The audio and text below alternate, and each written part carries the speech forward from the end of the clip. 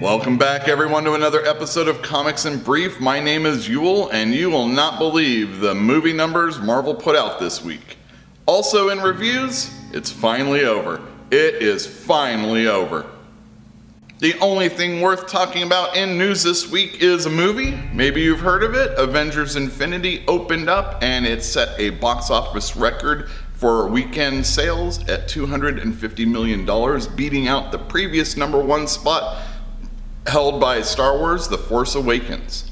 Also worldwide, it did $630 million, and it hasn't even opened in China, and I haven't even seen the movie yet. So that's it for the news this week. Let's jump into my comic book reviews.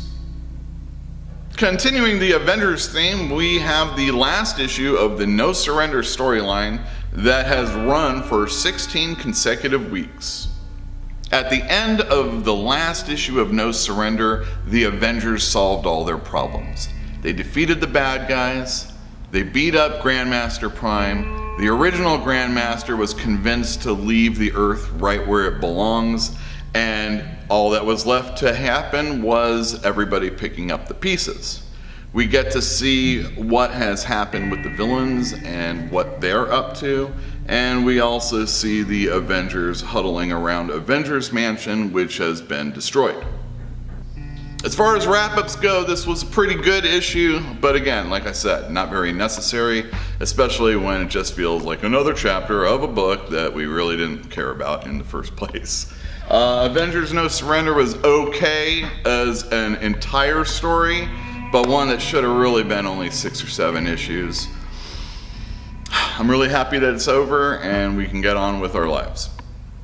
Next up we have Aliens, a comic I don't normally read.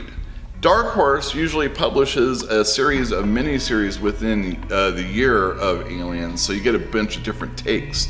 This one is called Dust to Dust. It's a 4-issue miniseries written and drawn by Gabriel Hardman. I'm a real big fan of this person. He does a lot of monster books and also had a really good Hulk run that I was really into. This comic book is very reminiscent of previous Alien movies, especially the ones that you like. Stop me if you heard this one before, but we have a colony that has been infested by aliens. At the beginning of the book, we see a child who wakes up to see his mother with a face hugger on her face. It falls off, she wakes up, and they run trying to get to the colony ships that are trying to take off from this planet, which is exactly how they spread. The artwork is excellent. It has a very good feel reminiscent of the original Alien movies. It tells the story very well, and it really gets home the feeling of the danger that these people are in.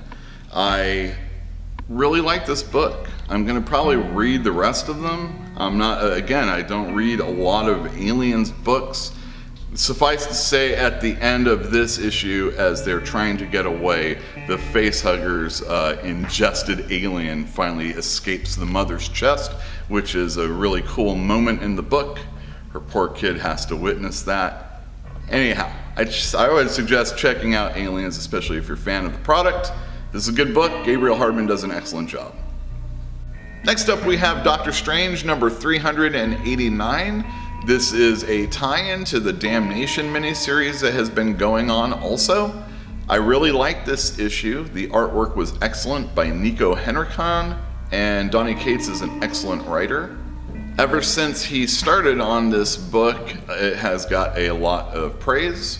I enjoyed the Damnation series, but I did not read the 4th issue that came out along with this one. I decided to see what was going on in Doctor Strange, and for those of you that are buying both books, I do recommend you probably read the Damnation story first, because this lets you in on some information that I think you don't want to know until you read that book.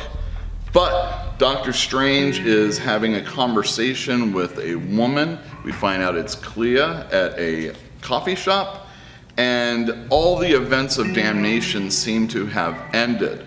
I really, again, enjoyed the artwork. It was fantastic, and the storytelling was pretty good also. I just wish I would have read Damnation first. So, if you're picking up the Doctor Strange and the Damnation miniseries, I know I said it a lot, read the miniseries first. This was a good issue, but you definitely need to read the tie-in.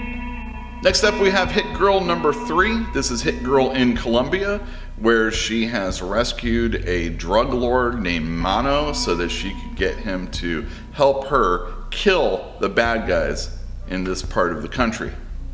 At the end of the second issue, Hit Girl has informed Mano that he is going to help her kill his friends.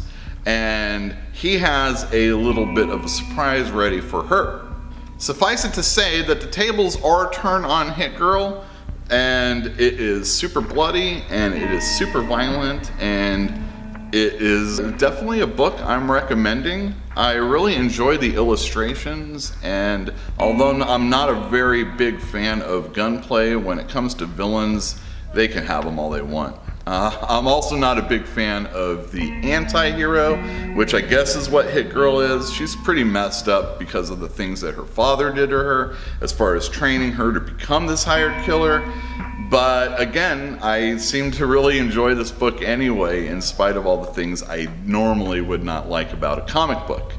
I also really enjoy the fact that when Hit Girl has the tables turned on her, she still has an ace up her sleeve, and how she gets out of the predicament she's in works out really well. I'm really looking forward to the conclusion of the series, or I should say this story, next issue, and then its storyline after that is going to be written by Jeff Lemire. Y'all know I really dig his stuff. So, Hit Girl is a book I recommend pretty highly, actually, so pick it up. Last up, we have Saga number 51.